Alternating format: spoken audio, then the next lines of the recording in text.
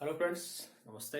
चलिए आज हम फिर से संविधान को लेकर बात करेंगे और हमने अब तक संविधान के 4 भाग पढ़ लिए हैं। एक छोटा सा पार्ट और रह गया भाग 4 में, जिसको भाग 4 के भी कहा जाता है। अब भाग 4 के है वो क्या है, वो हमारे जो मौलिक कर्तव्य हैं उनके बारे में बताया गया। और वर्तमान समय में मौलिक कर्तव्यों की जो संख्या है वो 11 है। कितनी है? 11 है मौलिक कर्तव्यों की संख्या। उन 11 मौलिक कर्तव्य हैं, उनके बारे में हम समझें तो मैंने ऊपर राइट डाउन कर दिया है कि संविधान के भाग 4 के इसमें मूल कर्तव्य जो पहले नहीं थे, इस बात का विशेष ध्यान रखें आप। जो मौलिक कर्तव्य थे वो पहले हमारे संविधान में बने हुए नहीं थे, उनको 42वें संविधान संशोधन द्वारा 42वें संविधान संशोधन 1976 के द्वारा जोड़ा गया था। ये आप ध्यान रखें इस चीज का कि संविधान का भाग 4 क्या है, उसमें क्या है, मूल कर्तव्य है और कब जोड़ा गया। इनको 42वें संविधान संशोधन के द्वारा जोड़ा गया। और इनका जो आर्टिकल है, इसका आर्टिकल है हमारा 51 के। कौन सा आर्टिकल है? 51 के है। ठीक है, इसमें ये मौलिक कर्तव्य या मूल कर्तव्य जोड़े गए हैं। जो इस बात का ध्यान रखें आप, मैं फिर से रिपीट कर रहा हूं कि जो मूल कर्तव्य है वो पहले से नहीं बने हुए थे, 42वें संविधान संशोधन के द्वारा इनको जोड़ा गया था। अब चलिए हम मेन पार्ट की बात करेंगे। संविधान का भाग 5 हमने 4 क्लियर कर लिए हैं अब तक, और 4 आई थिंक आपको समझ में आ चुके होंगे। अगर नहीं आए तो आप रिपीटेशन करते रहें, क्वेश्चन पुटअप करते रहें, कमेंट्स बॉक्स में लिखते रहें, मुझे बताते रहें कहाँ क्या प्रॉब्लम हो रही है। संविधान का भाग 5 ये काफी लंबा चलने वाला है, इसके 4-5 वीडियो बनने वाले हैं, तो हम शॉर्ट में लेंगे, क्योंकि ये जो है इसका जो आलेख है वो करें अनुच्छेद 52 से लेकर अनुच्छेद 151 तक। मतलब ये अनुच्छेद 52 से लेकर कहां तक चलेगा? 151 तक चलेगा। तो इसके लिए हम 3-4 वीडियो बनाएंगे। हम आज जितना पढ़ पाएंगे, इस वीडियो में जितना हम कवर करेंगे वो हमारे लिए काफी होगा। फिर हम नेक्स्ट वीडियो में इसके बारे में बात कर लेंगे। देखो, जो संविधान भाग 5 है उसमें संघ की बात की गई है, यूनियन की। और ये मैंने आपको जो हमारा फर्स्ट वीडियो था संघ और राज्य क्षेत्र, उसमें मैंने बताया था कि हमारा देश है वो राज्यों का संघ कहलाएगा, ना कि फेडरलिज्म के नाम से जाना जाएगा, संघवाद के नाम से। The union. अब इस यूनियन में किन किन चीजों को शामिल किया गया है? तो इस यूनियन में जो चीजें हमारे सामने निकल के आती हैं उनमें हम बात कर लें तो हमारी जो कार्यपालिका है वो आती है, हमारी जो संसद है वो आती है, हमारी न्यायपालिका है वो आती है। ठीक है ना। अब हम इस कार्यपालिका के अंतर्गत आज जो हमारा जो वीडियो है फ्रेंड्स, वो हम लेंगे सिर्फ राष्ट्रपति और उपराष्ट्रपति। उपराष्ट्रपति पूरा नहीं हो पाएगा लगभग, मुझे लग रहा है, तो काफी लंबा रहेगा। उपराष्ट्रपति और राष्ट्रपति और उपराष्ट्रपति, ये हम पार्ट पढ़ेंगे। हम क्रम से पढ़ेंगे, जैसे पहले पढ़ते आए हैं अनुच्छेद 52 से लेके अनुच्छेद 151 तक।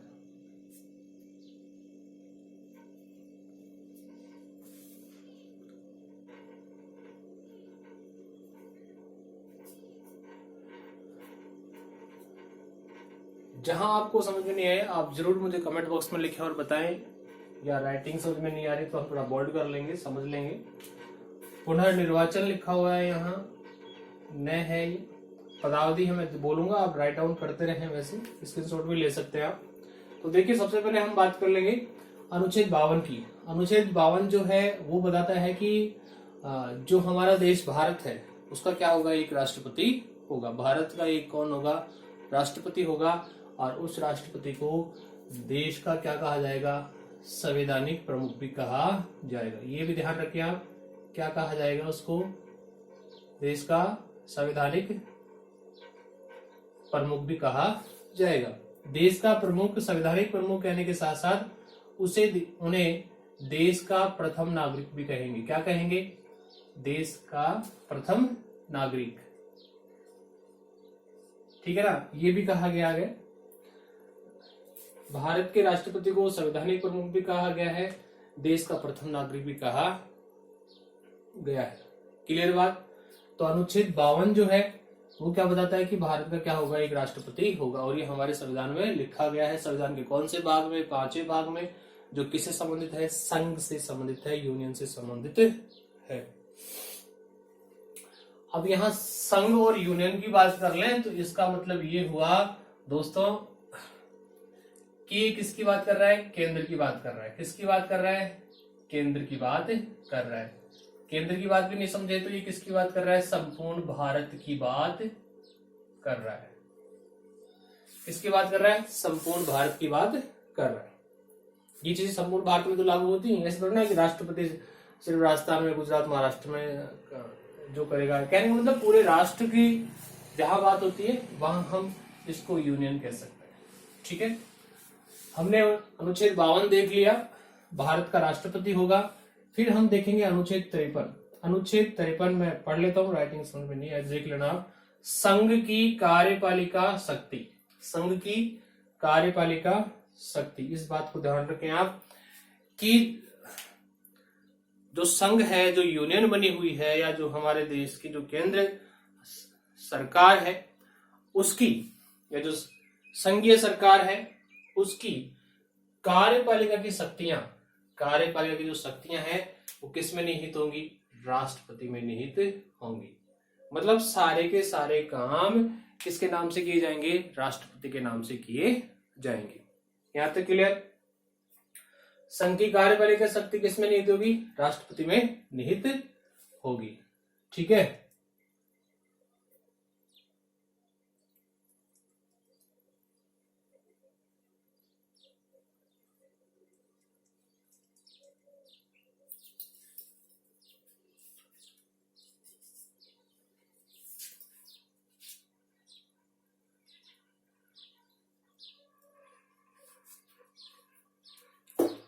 इसके बाद में हम देखते हैं फिर है अनुच्छेद 54। अनुच्छेद जो 54 है वो क्या कह रहा है कि राष्ट्रपति का निर्वाचन, राष्ट्रपति का निर्वाचन की प्रोसेस है। राष्ट्रपति का निर्वाचन होना चाहिए या नहीं होना चाहिए, तो उसकी जो बातें हैं, उसकी जो चीजें हैं वो किस में शामिल की गई है? अनुच्छेद 54 के अंतर्गत। कहने का मतलब ये है कि अनुच्छेद 54 के अंतर्गत राष्ट्रपति का निर्वाचन किया जाएगा। राष्ट्रपति का निर्वाचन किया जाएगा, ना कि मनोनीत होगा। क्लियर बात? अब इस निर्वाचन में कौन कौन सदस्य भाग लेंगे वो भी शामिल होना चाहिए। तो जो राष्ट्रपति का निर्वाचन है उसमें आपको पता होना चाहिए कि संसद के सदस्य प्लस राज्यों की विधानसभाएं, राज्यों की विधानसभाएं, इनके सदस्य मिलकर क्या करेंगे? राष्ट्रपति का निर्वाचन करेंगे। अब संसद के सदस्य कौन से? सभी निर्वाचित सदस्य। अब संसद में तो राष्ट्रपति भी आता है, मतलब संसद के सदन कौन सा? राज्यसभा और लोकसभा। ठीक है, राज्यसभा और लोकसभा। ये आपको समझना पड़ेगा, वीडियो देखना पड़ेगा, स्क्रीनशॉट से काम नहीं चलेगा। आपको बताना पड़ेगा कि ऐसी चीजें हैं, आपको ध्यान से सुनना पड़ेगा। ठीक है, राष्ट्रपति का निर्वाचन हो गया। अब है अनुच्छेद 55।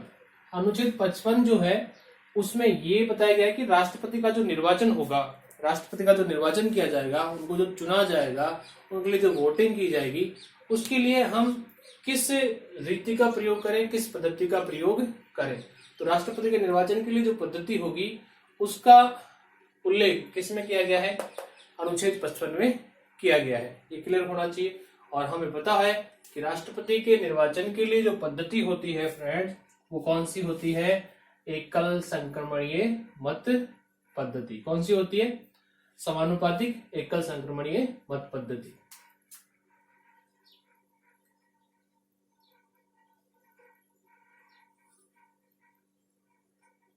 एकल संक्रमणीय मत पद्धति, ठीक है ना, एकल संक्रमणीय मत पद्धति होती है। यहां तक क्लियर हो गया अपना? यहां पर आप कर देता हूं।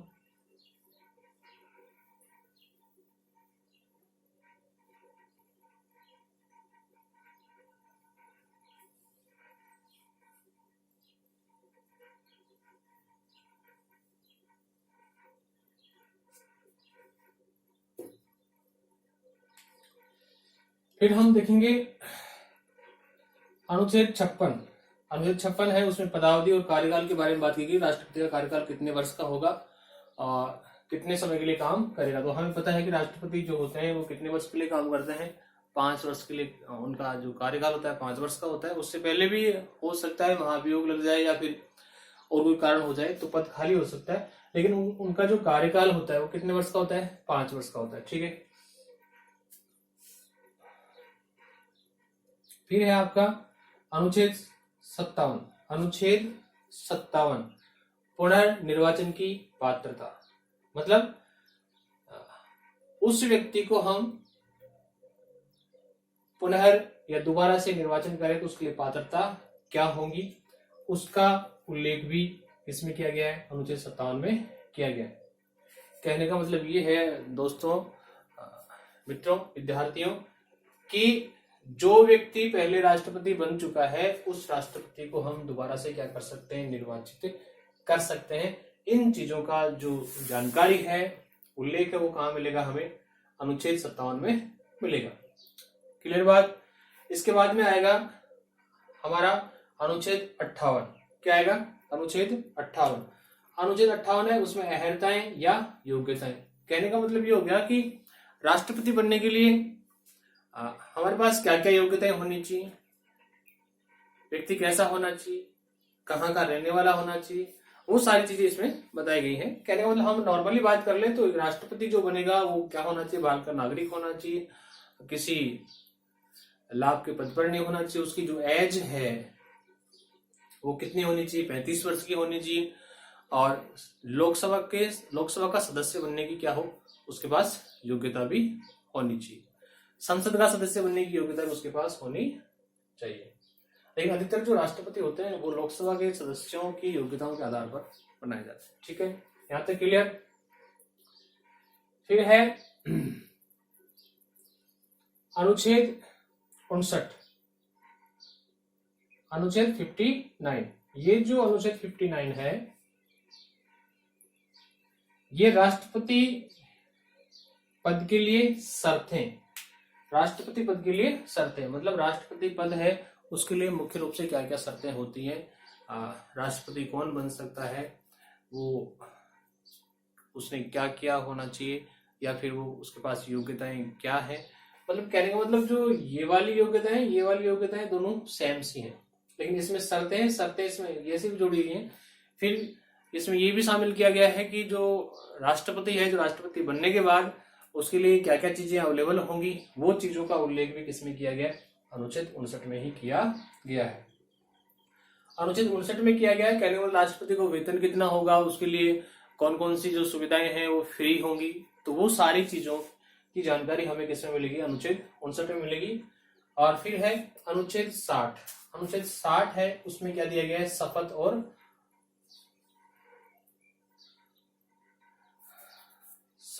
और क्या दिया गया है, प्रतिज्ञान कहें या शपथ लेना या फिर सौगंध लेना, जिसे हम नॉर्मल भाषा में कहते हैं।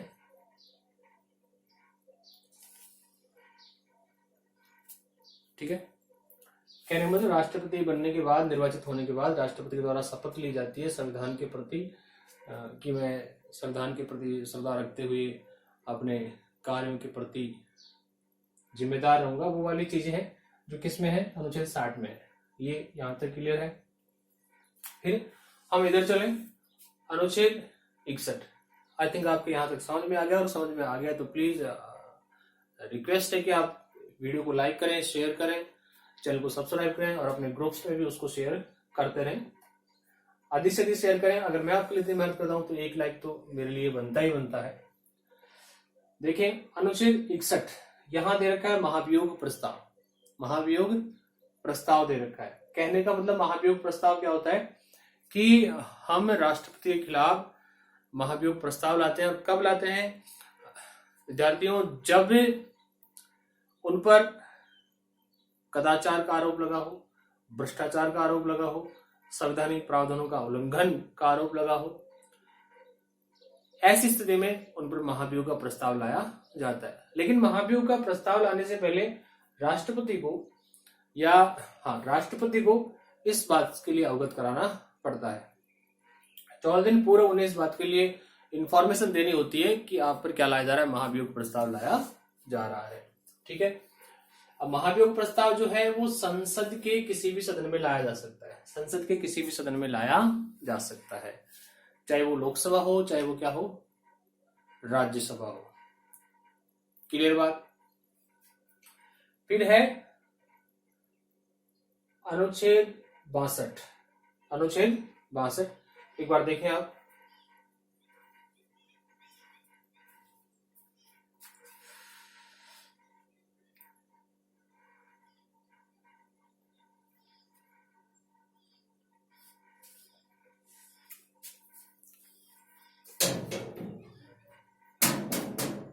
अनुच्छेद 62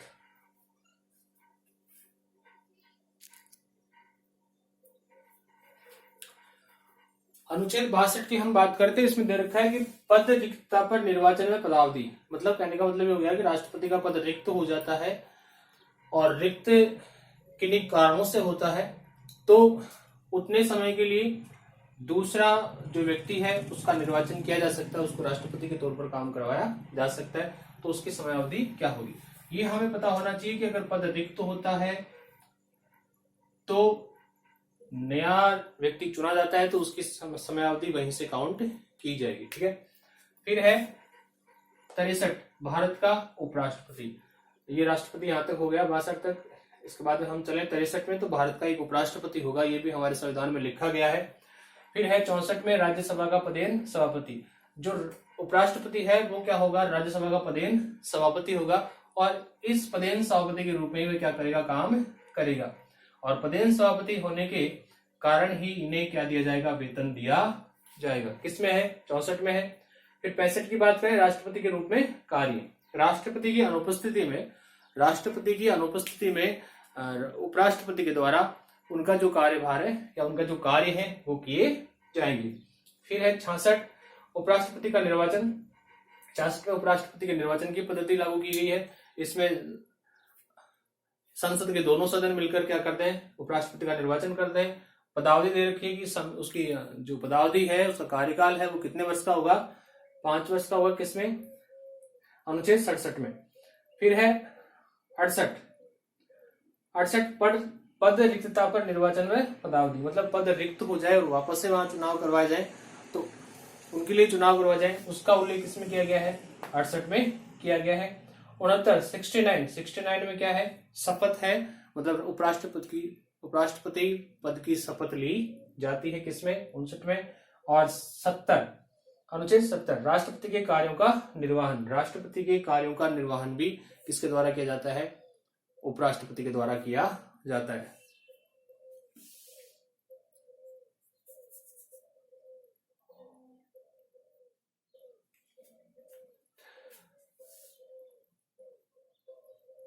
तो आप वीडियो को लाइक और शेयर करते रहें। जय हिंद, जय भारत।